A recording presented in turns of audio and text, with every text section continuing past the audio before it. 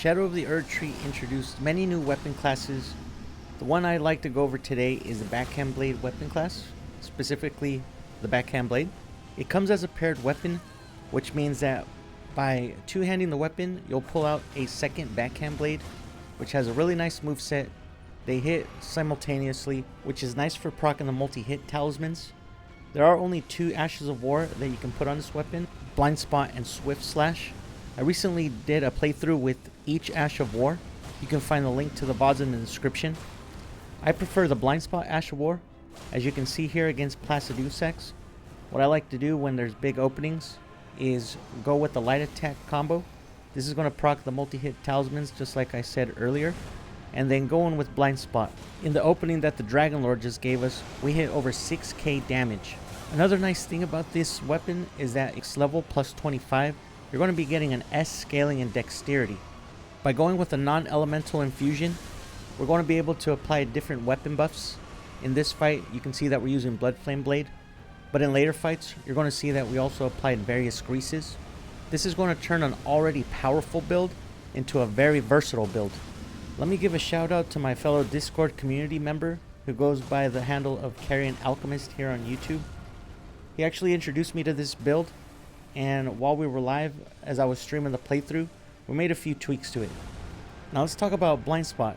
As you can see there, your character is going to do a dash, which gives you iframes, so you can use that as a dodge. And if you're coming out of your dash, you're going to do a stabbing attack, which, yes, does pierce damage, which is one of the better damage types in the game. If you weren't aware about pierce damage, you get the counter attack damage boost, which means that if you're in an attacking animation dealing pierce damage while the enemy is attacking as well, you're getting a free 30% boost to your damage. Now yes, that means we're going to be using the Spear Talisman. So let's go ahead and talk about the Talismans for this build. Like we just said, we're going to be using the Spear Talisman, which is going to further increase our pierce damage, counterattack damage by another 15%. Of course, you're going to want to run the Shard of Alexander to boost the weapon skill damage by another 15%. For the third slot, we're going to use the two-headed turtle talisman from the DLC. This is going to boost our stamina regeneration recovery by 22.5%. And for the last slot, we're going to use Millicent's prosthesis for two reasons. This is going to be a multi-hit talisman, which when procced on the last tier is going to give you an extra 11% damage boost. But you're also going to be getting plus 5 to dexterity, which, since we're getting an S scaling in dexterity on this weapon, is going to definitely help your damage output. Now, going back to how versatile this build is, depending on your playstyle, you can always swap out either the Spear Talisman or the Shard of Alexander. If you find that you're not going to be using the Ash of War and you're going to be using light attacks more, you can swap out the Winged Sword Insignia if you're in base new game. This is going to be another multi-hit talisman, which when proc fully can give you another extra 10% to your damage. Now if you're in New Game Plus and beyond, I recommend going with the Rotten Winged Sword Insignia, which is going to boost your overall damage by up to 13%. Now to get the most damage out of this build, the armor set that we're going to be using is going to be the Rakshasa set. With the full set equipped, you're going to get an extra 8% to all damage. That's going to be your light attack, heavy attack combos, and your Ash of War damage. Now here against Malekith, you can see the full build complete. As you can see, we have a turtle shell on our back, the Great Turtle Shell, which is going to give us passive stamina recovery by about 7%. Yes, this is an effect even if we have the Backhand Blades two-handed with the turtle shell on our back. Now as for more stamina recovery, I recommend, but it is not necessary to use, the well-pickled turtleneck. This is going to further boost stamina recovery by another 25%. Now these are from the DLC, and if you don't want to farm for those, the next best option is going to be the pickled turtleneck from the base game. But if you don't want to farm for neither, with both the two-headed turtle talisman and the Great Turtle Shell, you should have quite enough stamina to continue your combos and your attacks. You can use any seal to cast Golden Vow and Howl Shabriri. Golden Vow is going to give you plus 15% damage and plus 10% damage negation. Howl is going to give you plus 25% damage.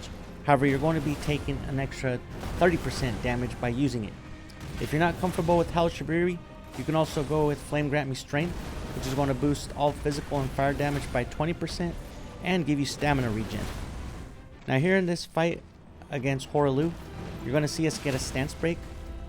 Now don't get me wrong, this is not going to be a stance breaking weapon. As I said previously, we're going to be mainly spamming the light attack combos. But when you do have an opening, you can go for a charged heavy, which is going to instantly proc the multi-hit Talismans and the Thorny Crack tier. So speaking of the Thorny Crack tier, the other tier that you're going to want in the Physick is going to be the Faith tier. So the Thorny Crack tier is going to boost successive attacks by up to 20%. And the Faith tier is going to give you plus 10 Faith. This is going to allow us to cast Golden Bow and Howl of Shabriri. In this fight against Radagon, you can see that I'm using the Freezing Grease. That's another option you can use instead of Blood Flame Blade, since he doesn't bleed. And if you did want to go with fire damage, you could also go with Fire Grease. Now I didn't use it in this fight against Elden Beast. However, if I would have equipped it, we could have used the Freezing Grease for Radagon and the Fire Grease for Elden Beast. A third tier that I recommend that you use, depending on the situation, is going to be the Opaline Hard tier. You can swap out either the Thorny tier or the Faith tier for it, but it's going to give you plus 15% to all damage negation. This came in very handy for me in the DLC. This is definitely one of the most fun builds that I've played in a while. Blind Spot with the Backhand blades is just really powerful and really awesome, and I can't thank Carrion Alchemist enough for introducing me to this build and for being on stream with me to put it together. So after this fight, we have one more base game fight that I'm going to show you against Melania. After that, there's going to be DLC boss spoilers. So before we get into spoiler territory, let me go ahead and give you the stats that's going to make this build work. This is going to be a level 150 build. You want 60 vigor, 20 mind, 28 endurance, base strength, 70 dexterity. With Millicent's prosthesis, you're going to push that up to 75. Base intelligence, 23 faith. With the Faith tier active, this is going to push that up to 33 and is going to allow you to cast a Golden Bow and Howl of Shabriri and base arcane. The class that I recommend you use as a starting class for min-maxing is going to be the Prophet. However, the Samurai and the Wretch are also good candidates.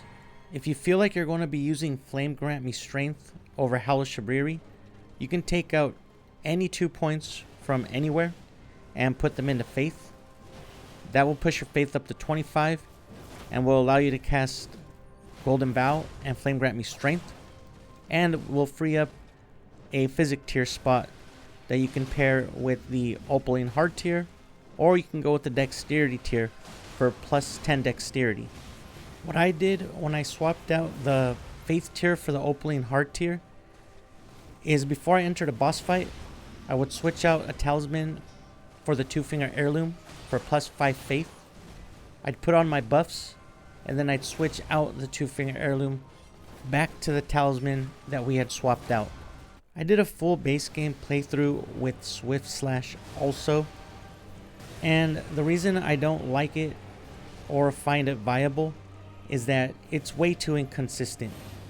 The hitboxes, even if they are around the enemy, I was getting 0 damage. It is almost similar to Blind Spot, where you do a lunge forward and then you have a bunch of slashes appear from behind your character. It's actually almost like the Ash of War from the Sword of Night. However, as I said, it is just very inconsistent.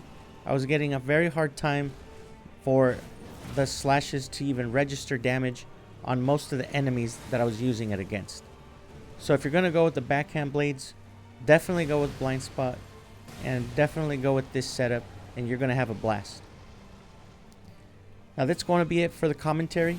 As I said, after this fight, there is going to be some DLC boss spoilers, which I hope you enjoy those fights. If you have any questions, comments, or suggestions, please leave them down below. If you enjoyed the video, please think about giving it a like and subscribe. In the description, you're going to find an invitation link to join the Discord. We have a small community, but it's growing slightly every day. Again, you can catch me live here and on Twitch, doing different build runs, different challenge runs. Right now I'm in the middle of a Rune Level 1 run, and I'm partly through the DLC. So I hope to catch you on the next one, or I hope to see you live. Either way, have a good morning, evening, or night, and we'll see you soon. Bye. Come on, do something stupid.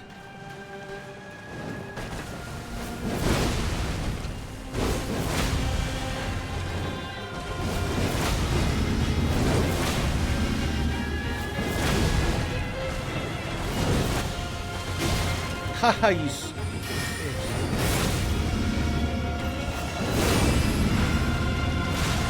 Stand straight, please.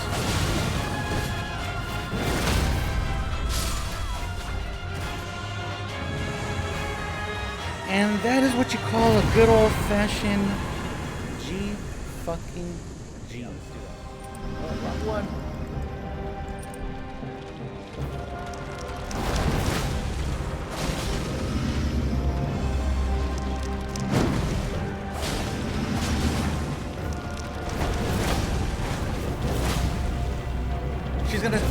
She'll do her smiley run. No! Not that. She's gonna change. Yep, there it is. Oh, nice.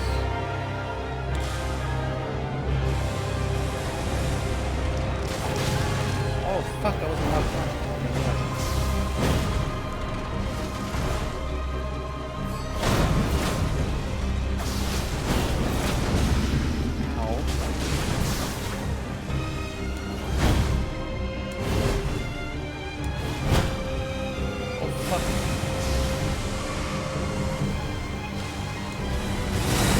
Oh my god.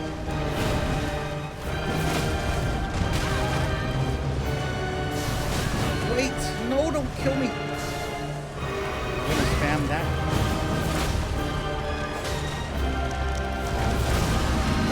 That'll work. Those janky ass hitboxes. Yeah, take me on the ride with you. Good night. Come on, eat it. Yes, we got the extra runes. We got a shitload. Of course I missed. Yes, I only hit with one. Yes, good job. Oh, fucking wrong class.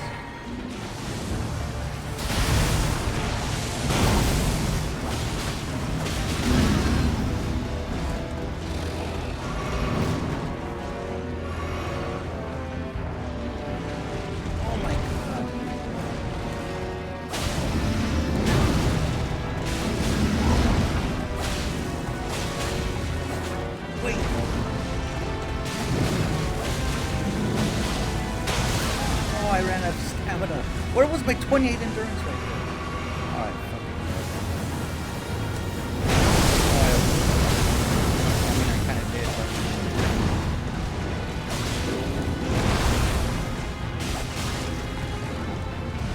Ooh. What the hell was all that? No.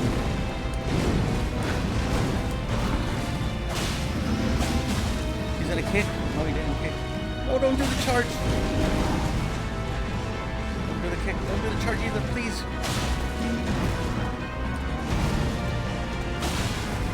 Oh, we're good. He got it. He's dead. He's dead. We got it. Not exactly how I wanted to do it, but we did it. That's fine.